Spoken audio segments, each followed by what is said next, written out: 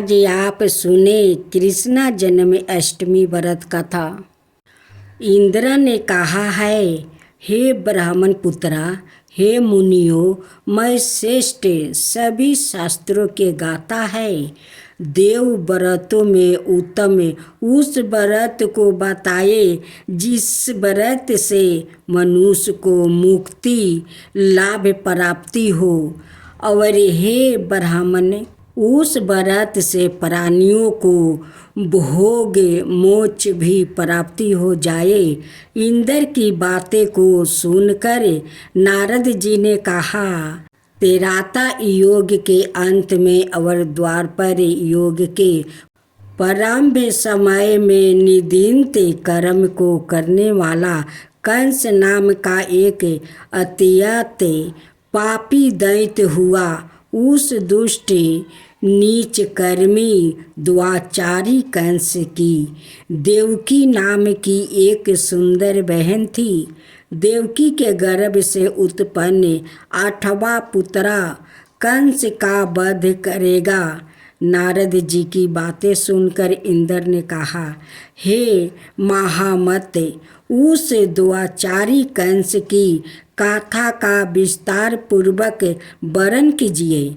क्या यह संभव है कि देवकी के गर्भ से उत्पन्न 8वां पुत्र अपने मामा कंस की हत्या करेगा? इंद्र की स्नेह भरी बातों को सुनकर नारद जी ने कहा, हे आदिति पुत्र, इंद्र, एक समय की बात है, उस दुष्ट कंस ने एक ज्योतिषी से पूछा कि ब्राह्मणों, मैं श्रेष्ठ ज्योति विद्या मेरी मृत्यु की किस प्रकार और किसके द्वार होगी? ज्योतिषी बोले, हे दानवों, मैं श्रेष्ठ कंस वासुदेव की धर्म पत्नी देवकी बकपुटु है और आपकी बहन भी है। उसी के गर्भ से उत्पन्न उसका 8वां पुत्र जो कि शत्रुओं को भी पराजित करे इस संसार में कृष्णा के नाम से विख्यात होगा। वही एक समय सूर्य उदय काल में आपका वध करेगा। ज्योतिषी की बातें सुनकर कंस ने कहा, हे दावज बुद्धिमानों में अग्रह, अब आप यह बताइए कि देवकी का 8वां पुत्र किस मास में किस दिन मेरे वध करेगा? ज्योतिषी बोले, हे महाराज, माघ मास की शुक्ला पक्ष की तिथि को 16 कालाओं में पुण्य श्री कृष्णा से आपका युद्ध होगा। उसी युद्ध में वो आपको वध करेगा। इसलिए हे महाराज, आप अपनी रक्षा यत्न पूर्वक करे।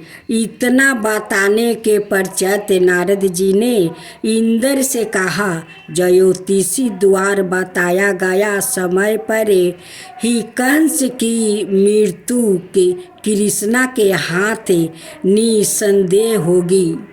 तब इंद्र ने कहा, हे मुनि, उस द्वाचारी कंस की गाथा का वर्णन कीजिए और बताइए कि कृष्णा का जन्म कैसे होगा और कंस की मृत्यु के कृष्णा द्वार किस प्रकार होगी। इंद्र की बातों को सुनकर नारद जी ने पुनः कहना आरंभ किया। उस द्वाचारी कंस ने अपने एक द्वारपाल से कहा, मेरी इस प्राणों से प्रिया बहन की पुण्य रक्षा करना। द्वारपाल ने कहा, ऐसा ही होगा। कंस के जाने के पश्चात उसकी छोटी बहन दुखित होते हुए जल लेने के बहाने घारा लेकर तालाब पर गई। उस तालाब के किनारे एक घनघोर वृक्ष के नीचे बैठकर देवकी रोने लगी।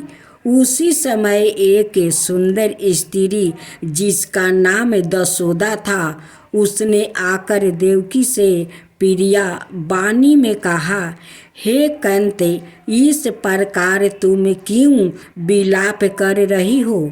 अपने रोने का कारण मुझसे बताओ।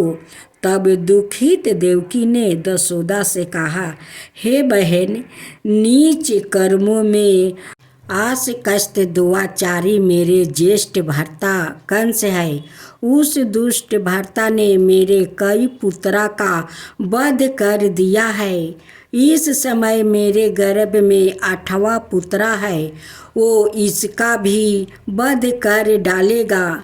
इस बात में किसी प्रकार का संशय या संदेह नहीं है, क्योंकि मेरे ज्येष्ठ भर्ता को यह भय है कि मेरे 8वीं पुत्र से उसकी मृत्यु के अवश्य होगी। देवकी की बात सुनकर यशोदा ने कहा, हे बहन, विलाप मत करो, मैं भी गर्भवती हूँ। यदि मुझे कन्या हुई तो तुम अपने पुत्र के बदले उस कन्या को ले लेना। इस प्रकार तुम्हारा पुत्र कंस के हाथों मारा नहीं जाएगा। तदंतर कंस ने अपने द्वारपाल से पूछा, देवकी कहाँ है? इस समय वो दिखाई नहीं दे रही है। तब द्वारपाल ने कंस से नरम वाणी में कहा, हे महाराज, आपकी बहन जल लेने तालाब पर गई हुई है। यह सुनते ही कंस क्रोधित हो उठा और उसने द्वारपाल को उसी स्थान पर जाने को कहा जहाँ वो गई हुई है। द्वारपाल की दृष्टि तालाब के पास देवकी पर नजर पड़ी। तब उसने कहा कि आप किस कारण से यहाँ आई है?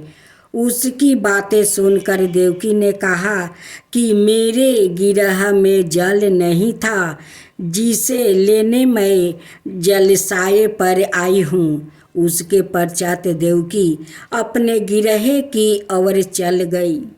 कंस ने पुनः द्वारपाल से कहा कि इस गिरह में मेरी बहन की तुम तुरंत रक्षा करो। अब कंस को इतना भय लगने लगा कि गिरह के भीतर दरवाजों में विशाल ताले बंद करवा दिया और दरवाजे के बाहर दैत्यों और राक्षसों को पहरादारी के लिए नियुक्त कर दिया।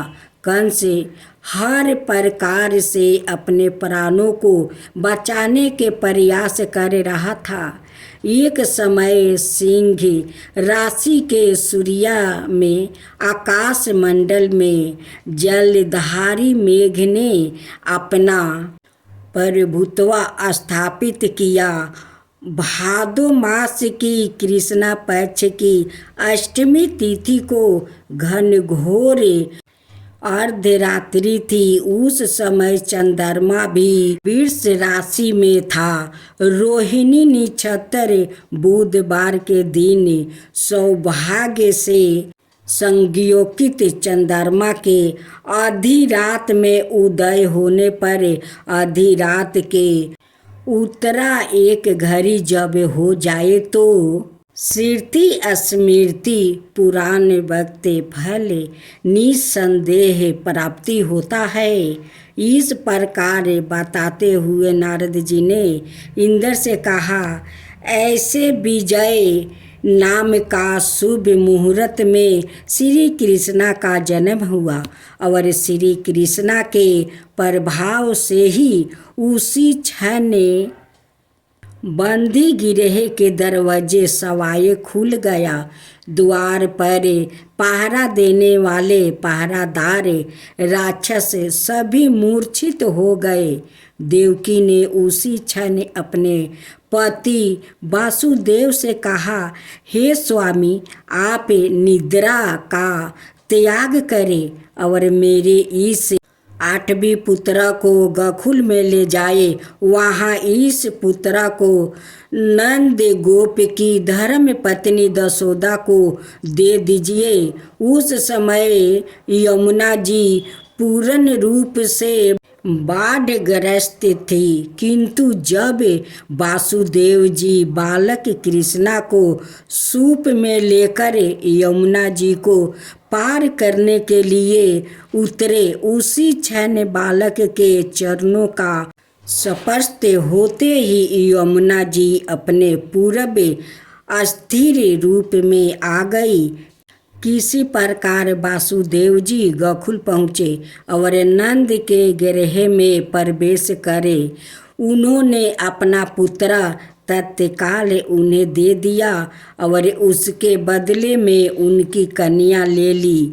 वो तत्क्षण वहाँ से वापस आकर कंस के बंदी गृह में पहुँच गया। प्रात काल जब सभी राक्षस पहरादार निद्रा से जागे तो कंस ने द्वारपाल से पूछा कि अब देवकी के गर्भ से क्या हुआ। इस बात का पता लगाकर मुझे बताओ।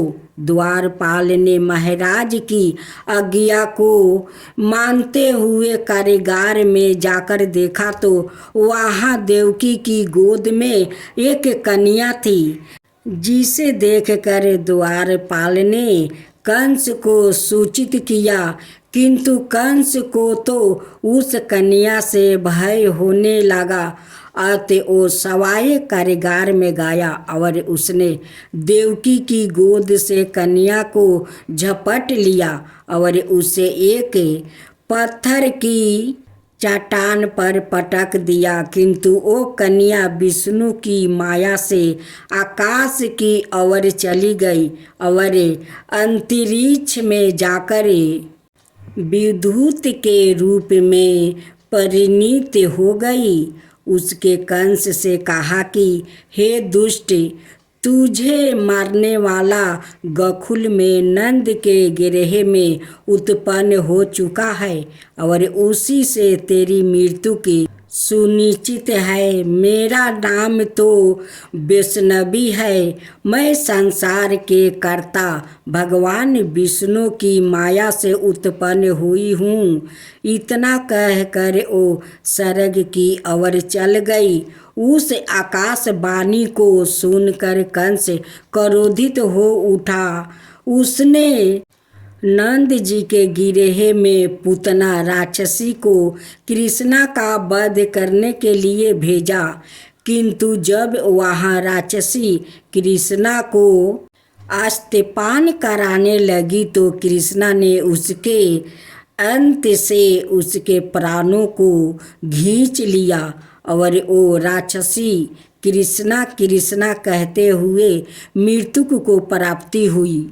जब कंस को पूतना की मृत्यु का समाचार प्राप्ति हुआ तो उसने कृष्णा का वध करने के लिए कर्मश केसी नाम का दैत्य को अश्वा के रूप में, उसके पश्चात अरिष्ट नाम का दैत्य को बैल के रूप में भेजा, किंतु यह दोनों भी कृष्णा के हाथों मृत्यु को प्राप्ति हुई।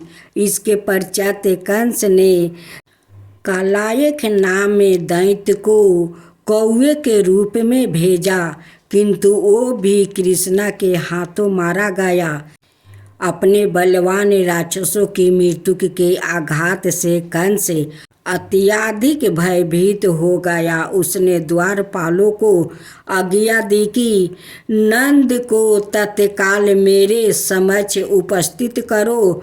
द्वारपाल नंद को लेकर जब उपस्थित हुआ तब कंस ने नंद जी से कहा कि यदि तुम्हें अपना प्राणों को बचाना है तो पराजित के पुष्प ले आओ। यदि तुम नहीं ला पाए तो तुम्हारा वध निश्चित है। कंस की बातों को सुनकर नंद ने कहा ऐसा ही होगा और कहा अपने गृह की ओर चले गए। घर आकर उन्होंने संपूर्ण वृत्तांत अपनी पत्नी दशोदा को सुनाया, जिसे श्री कृष्णा भी सुन रहे थे। एक दिन श्री कृष्णा अपने मित्र को साथ यमुना नदी के किनारे गेंद खेल रहे थे और अचानक सवाए ने ही गेंद को यमुना में फेंक दिया। यमुना में गेंद फेंकने का मुख्य उद्देश्य यही था कि वो कदम के वृक्ष पर चढ़कर यमुना में कूद पड़े। कृष्णा के यमुना में कूदने का समाचार श्रीधर नाम का गोपाल ने दशोदा को सुनाया। यह सुनकर दशोदा भागती हुई यमुना नदी के किनारे आ पहुंची और उसने यमुना नदी की प्रार्थना करते हुए कहा, हे यमुना, यदि मैं बालक को देखूंगी तो भाद्रपद मास की रोहिणी युक्त अष्टमी का व्रत अवश्य करूंगी, क्योंकि दया दान साजन प्राणी ब्राह्मण कुल में जन्मे रोहिणी युक्त अष्टमी, गंगा जल एकादशी, गाय श्रद्धा और रोहिणी व्रत यह सभी दुर्लभ है। हजारों अश्वमेध यज्ञ, सहस्त्रों राजसूया यज्ञ, दान तीर्थ और व्रत करने से जो फल प्राप्ति होता है वो सब कृष्णा अष्टमी के व्रत को करने से प्राप्ति हो जाता है। यह बात नारद ऋषि ने इंद्र से कही। इंद्र ने कहा, हे मुनियों, मैं श्रेष्ठ नारद यमुना नदी में कूदने के बाद उस बालक रूपी कृष्णा ने पाताल में जाकर क्या किया यह संपूर्ण वृत्तांत भी बताया। नारद ने कहा, हे इंद्र, पाताल में उस बालक से नागराज की पत्नी ने कहा कि तुम यहाँ क्या कर रहे हो, कहाँ से आए हो और यहाँ आने का क्या प्रयोजन है। नाग पत्नी बोली, हे कृष्णा, क्या तूने धीर्त कीड़ा की है जिसमें अपना समस्त धन हार गया है। यदि यह बात ठीक है तो कंकर मटुक और मणियों का हार लेकर अपने गिरह में चले जाओ, क्योंकि इस समय मेरे स्वामी शयन कर रहे हैं। यदि वो उठ गया तो वो तुम्हारा भक्षण कर जाएंगे। नाग पत्नी की बातें सुनकर कृष्णा ने कहा, हे कंत, मैं किस प्रयोजन से यहाँ आया हूँ और वृत्तांत मैं तुम्हें बताता हूँ। समझ लो, मैं कलिया नाग के मस्तक को कंस के साथ धूत में हार चुका हूँ और वही लेने मैं आया हूँ। बालक कृष्णा की इस बात को सुनकर नाग पत्नी अत्यंत क्रोधित हो उठी और अपने ऐसे हुए पति को उठाते हुए उसने कहा, हे स्वामी, आपके घर यह शत्रु आया है, अतः आप इसका हनन कीजिए। अपनी स्वामिनी की बातों को सुनकर काल नाग निद्रावस्था से जाग पड़ा और बालक कृष्णा से युद्ध करने लगा। इस युद्ध में कृष्णा को मूर्छित आ गई। उसी मूर्छित को दूर करने के लिए उन्होंने गरुड़ का स्मरण किया। स्मरण होते ही गरुड़ वहाँ आ गए। श्री कृष्णा अब गरुड़ पर चढ़कर कलिया नाग से युद्ध करने लगे और उन्होंने कलिया नाग को युद्ध में पराजित कर दिया। अब कलिया नाग ने भली भांति जान लिया था कि मैं जिनसे युद्ध कर रहा हूँ वो भगवान विष्णु के अवतार श्री कृष्णा ही है। अत उन्होंने कृष्णा के चरणों में साष्टांग प्रणाम किया और पराजित से उत्पन्न बहुत से पुष्प को मटुक में राख कर कृष्णा को भेंट किया। जब कृष्णा चलने को हुआ तब कलिया नाग की पत्नी ने कहा, हे स्वामी, मैं कृष्णा को नहीं जान पाई है। जनार्दन, मंत्र रहित, क्रिया रहित, भक्ति भाव रहित मेरी रक्षा कीजिए। हे प्रभु मेरे स्वामी, मुझे वापस दे दो। तब श्री कृष्णा ने कहा, हे संपन्नी, दैत्यों में जो सबसे बलवान है उस कंस के सामने मैं तेरे पति को ले जाकर छोड़ दूंगा। अनाथा तुम अपने गिरोह को चली जाओ। अब श्री कृष्णा कालिया नाग के फन पर नृत्य करते हुए यमुना के ऊपर आ गया। तदंतर कलिया की फुफकार से तीनों लोगों कंपायन मन को हो गया। अब कृष्णा कंस की मथुरा नगरी को चल दिया। वहाँ कमल पुष्पा को देखकर यमुना के मध्यम जलाशय में वो कलिया सांप भी चला गया। उधर कंस भी विस्मित हो गया और कृष्णा प्रसन्न चित्त होकर गोकुल लौट आए।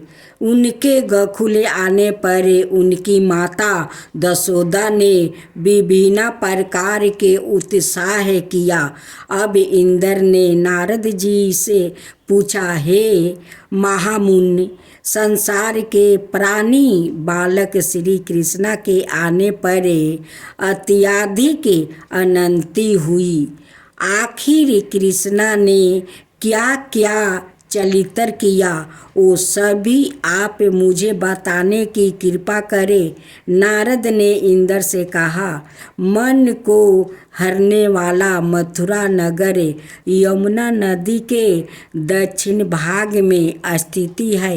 वहाँ कंस का महाबलशाली भाई चारनूर रहता था। उस चारनूर से श्री कृष्णा के मल्लयुद्ध की घोषणा की गई है। इंद्र, कृष्णा और चारनूर का मल्लयुद्ध अत्यंत आश्चर्यजनक था। चारनूर की अपेक्षा कृष्णा बाल रूप में थे।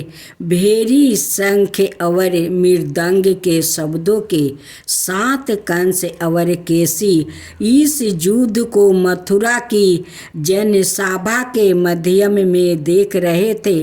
श्री कृष्णा ने अपने पैरों को चारनूर के गले में फंसाकर उसका वध कर दिया। चारनूर की मृत्यु के पश्चात उनका मल्लयुद्ध केसी के साथ हुआ। अंत में केसी भी युद्ध में कृष्णा के द्वारा मारा गया। केसी के मृत्यु परात मल्लयुद्ध देख रहे थे। सभी प्राणी श्री कृष्णा की जय जयकारा करने लगे।